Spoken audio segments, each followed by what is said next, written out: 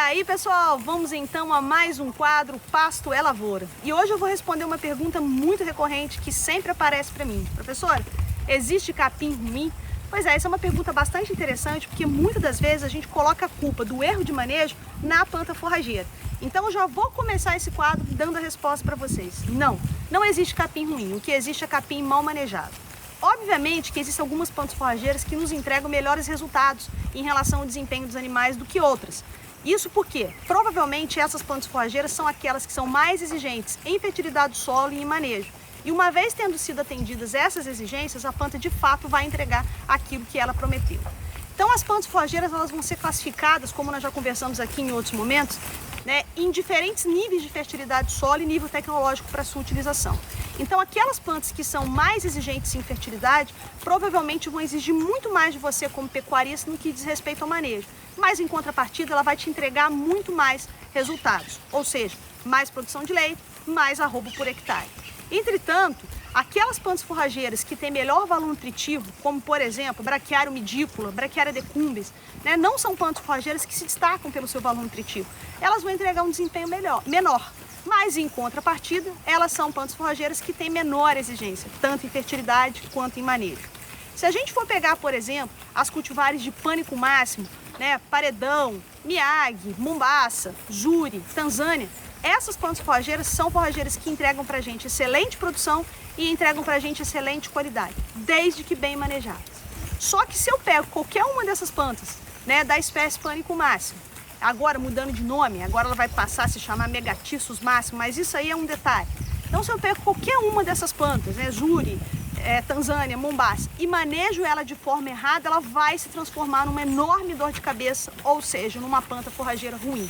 O que é manejar errado essas plantas? É não atender a exigência de fertilidade dela, porque ela não vai conseguir competir com plantas invasoras, consequentemente seu pasto não vai ter a produtividade que você espera, ou o que é pior, você deixar essa forrageira muito alta, deixar essa forrageira passada, e ela vai entregar resultados muito aquém daquilo que ela poderia entregar. Por quê? Porque ela vai estar muito lignificada, com baixo teor de proteína, baixo carboidrato, e isso então não será convertido em produto animal. Então uma planta forrageira que era para ser excelente, que você pagou mais caro para poder fazer a formação, porque ela era mais exigente em adubação, que você pagou mais caro na semente, ela pode se transformar numa planta forrageira muito ruim quando ela é mal manejada.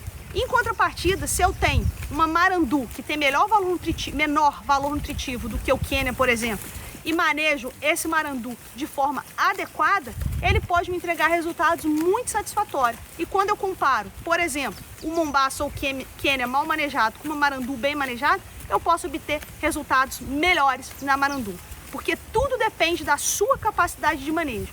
Então é muito importante que você esteja atento à escolha da planta forrageira de acordo com as exigências de solo, de acordo com o seu clima, de acordo com a topografia, mas também de acordo com sua capacidade de manejo. Existem algumas forrageiras que são mais indóceis, destacando essas, por exemplo, da espécie pânico máximo. Então elas exigem muito mais. Quando você não consegue domar essas plantas forrageiras, elas não vão entregar o resultado esperado. Por isso, o primordial para que a gente tenha uma pecuária competitiva é manejo de pastagens. Então, não existe capim ruim. O que existe é capim mal manejado e cada um tem um nicho específico. A Braquiária umidícola, por exemplo, que é aquela que apresenta um valor nutritivo muito baixo, ou o próprio capim de Jaraguá, o provisório, que algumas pessoas chamam ele, ou brasileirinho, são forrageiras que têm muito pouco valor nutritivo, mas elas têm os seus nichos específicos.